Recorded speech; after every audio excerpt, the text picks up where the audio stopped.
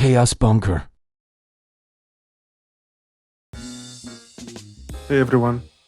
So, I don't know about you, but I am really excited for the upcoming 007 First Light game. I was genuinely impressed by the preview, and I'm sitting here waiting for that to drop. I thought about why not just explore some of the old Bond games from the PS2 era? I mean, it was kind of the golden period for the Bond games, right? You had Agent Under Fire, Everything or Nothing, and the game we're gonna look at today, which is 007 Nightfire. Released back in 2002, right alongside Die Another Day. Nightfire was developed by Eurocom for the console versions and published by EA. Yeah, that very same EA. Now, for full transparency here, I've never played this game before, and this will be my first time ever playing it. I have zero nostalgia goggles on and coming at this completely fresh in 2026. And I think that perspective might be interesting. Like, does it hold up? What can it teach us about Bond games from this era? And honestly, what should modern Bond games like First Light maybe learn from what worked or what didn't work back then? So the next 20-ish minutes, we're gonna dive into Nightfire's development, break down the campaign and gameplay, and see where this game sits in the broader history of Bond titles. Let's get into it.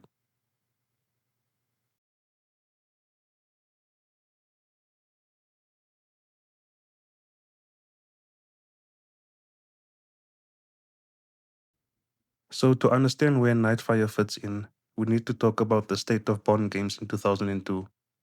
EA had picked up the Bond license a few years earlier, and they were really trying to figure out how to make Bond work in a post GoldenEye world. And that's the thing, right? GoldenEye on the N64 was the legendary game that everyone compared every Bond game to. It was this shadow hanging over the entire franchise. By 2002, the PS2 was absolutely demanding the console market. Everyone had one, so if you were gonna make a Bond game, the PS2 version was the one that really mattered. EA had already put out Agent Under Fire the year before, which was fine, it was okay, but they were clearly trying to figure out how to nail that formula. What makes a great Bond game in the 2000s? Enter Eurocom. Now, these guys weren't newbies to Bond, they'd actually developed the Wall Is Not Enough on PS1 in the N64 back in 2000. So they had experience with the franchise. They understood what worked and what didn't. One of the big decisions they made was to create a completely original story instead of trying to adapt Die Another Day, the film that was coming out at the same time. And honestly, that was probably smart. Film adaptations can really be restrictive, and this gave them the freedom to design missions around gameplay first and not around trying to recreate scenes from the movie. The goal was mission variety. They didn't want you just walking through corridors shooting people for 10 hours. So they built these different gameplay sections and these different traditional first-person shooter sections, driving sections, even some rail shooter moments. It was ambitious for PS2 hardware, trying to do all that in one game. Here's something interesting. They got Pierce Brosnan's likeness for the game in July 2002. Brosnan actually had his head laser scanned to create the player character, which was pretty cutting edge tech at the time. But, well, and this is kind of funny, he didn't voice the character. That was handled by Maxwell, forgive me if I butcher the surname, it's Caulfield, who you might know from Grease 2 or other stuff.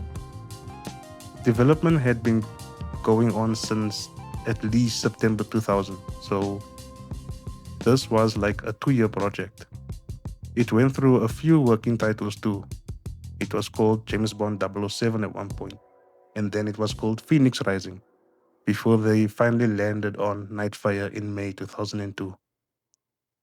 The timing was crucial. EA wanted this out in November 2002, right when Die Another Day hit the theaters. That movie was a marketing push. That Bond hype in the culture they wanted to ride that wave, and they did.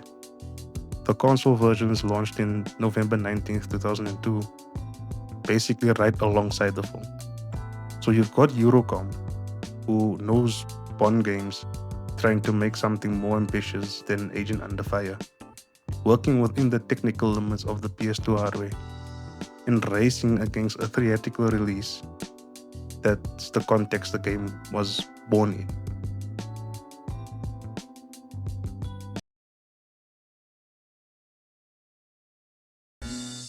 So let's talk about what you're actually doing in this game. The story kicks off with this solid cold open where you're in Paris on New Year's Eve working with a French intelligence agent named Dominique Paradis, and you have to stop terrorists from detonating a stolen nuclear weapon. It is very dramatic and very Bond, and it's a great way to start the game. From there, the plot centers around this industrialist named Raphael Drake, voiced by Michael Ensign, who's running this company called Phoenix International. He's stolen a missile-guided ship meant for the space defense platform that the US is building.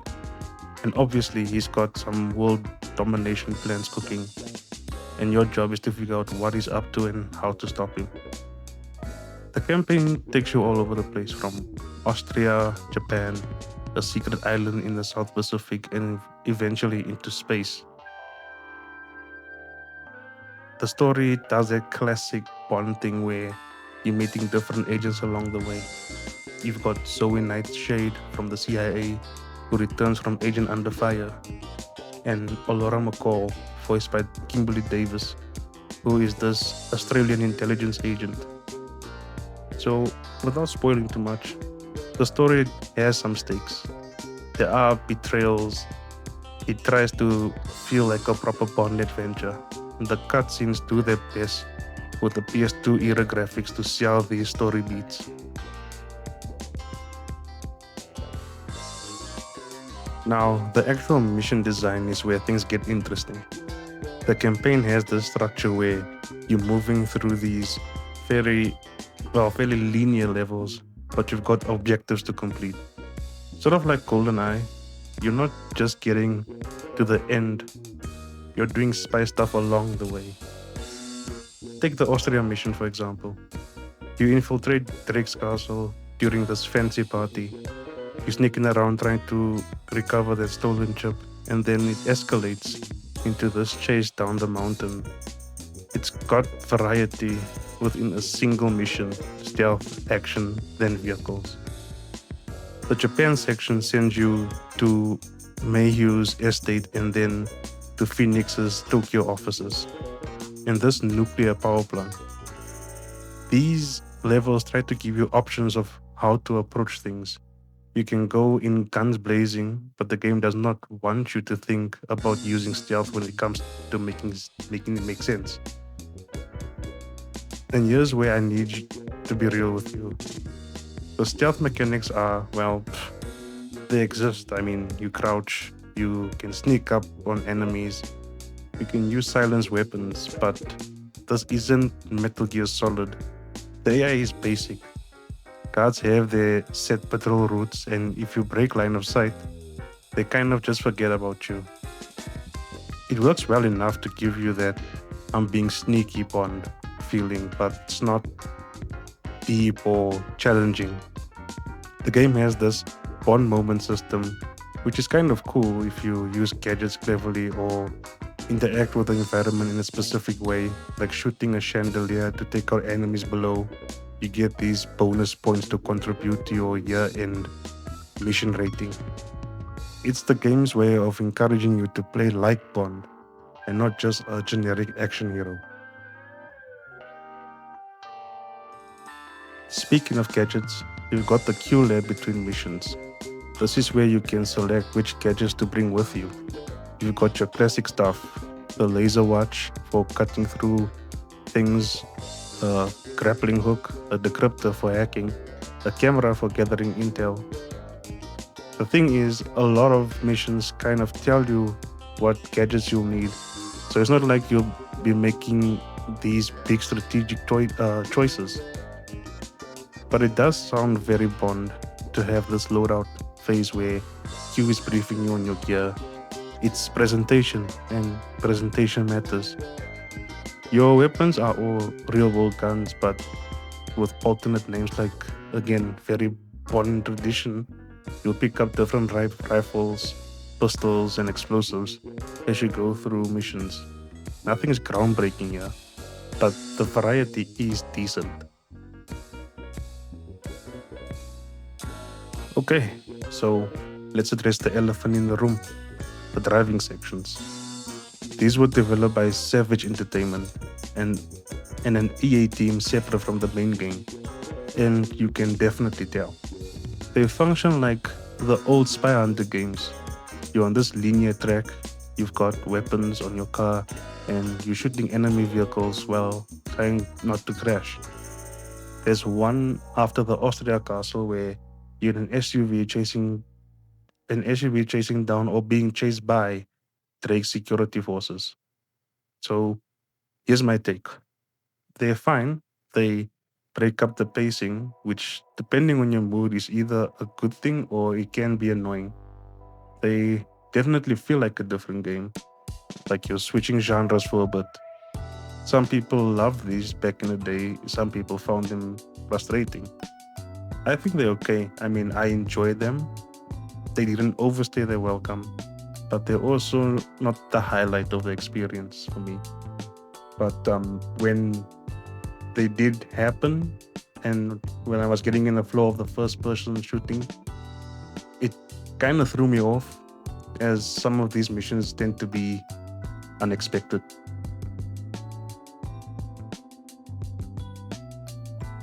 The campaign is around 8 to 10 hours if you're playing through on a normal difficulty and not hunting all the collectibles.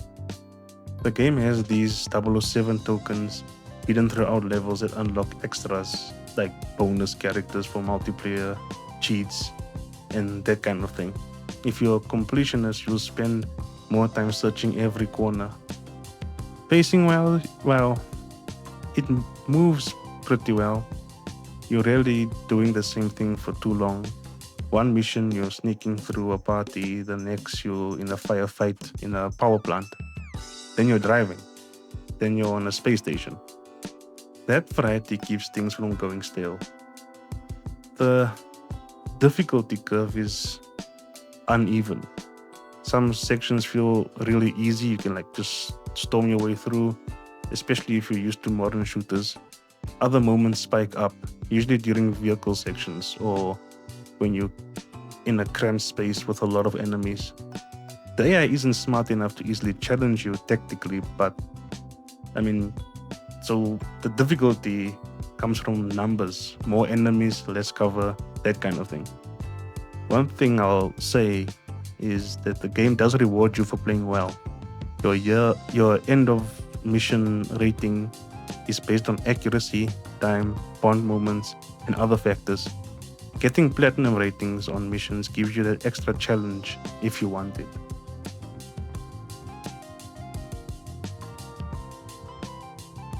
So let's talk about how the game feels to play, because that's really what matters.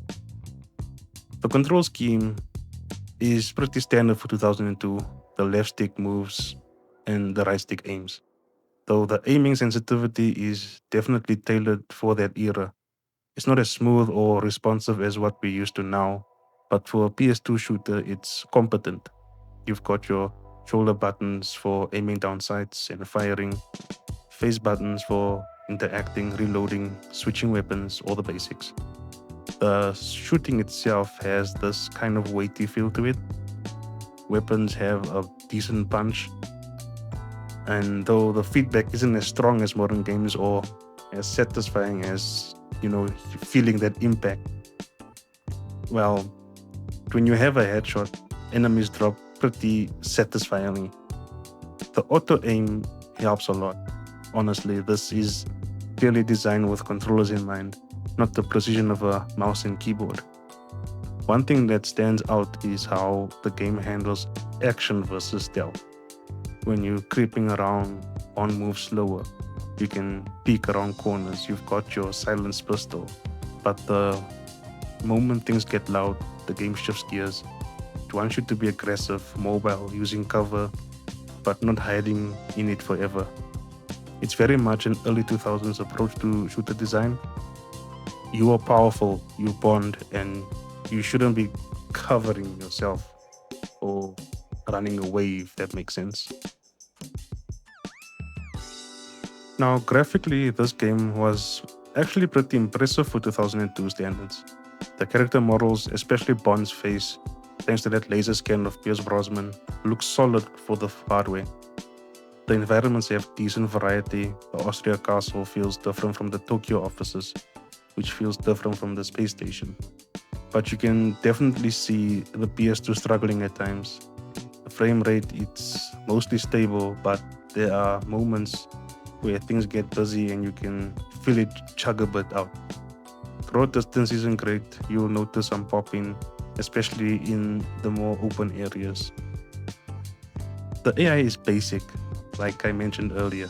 Enemies have patrol routes, they take cover, and when you shoot at them, they'll try to flank you occasionally, but they're not doing anything impressive. If you duck behind cover, they just kind of wait for you to pop out. If you stealth and mess up, they alert, but they don't really hunt you down intelligently. Here's the big question, right? How does this hold up when you're playing it now, over 20 years later? Some stuff feels really dated. The aiming feels floaty compared to modern standards. The lack of a real cover system means you just standing behind stuff and hoping the AI feels almost quaint, like you can outsmart guards in ways you would never work in a modern stealth game. But honestly, some things hold up better than I expected. The mission variety still works. It brings freshness to the game. The pacing is solid, and there's something kind of refreshing about a shooter that doesn't take itself too seriously. That leans into the Bond fantasy without drowning you in cutscenes or making it feel realistic or like a movie. The gadgets still feel fun to use even if the implementation is simple. Using the grappling hook to reach a new area, using the laser to cut through a vent. These moments still deliver that I'm playing as Bond feeling. What really shows its age is the repetition. You're fighting the same handful of enemies types and like over and over again. The level design is functional but pretty corridory in a lot of places. Very much that era of game design where everything funneled you down in specific paths. And look, you're coming from modern shooters with robust movement systems, advanced AI, and polishing gunplay. So yeah, Nightfire is gonna feel clunky, but you can meet it where it is, as a PS2 game from 2002, trying to capture the Bond experience within the limitations of that hardware. There's still some fun to be had here. I've had fun playing this game. It's not a game I tell someone they need to play in 2025 or in 2026 or in 2027, but as a time capsule of what Bond games were trying to do in that era was definitely interesting, so I feel it's worth going back to experience it at least.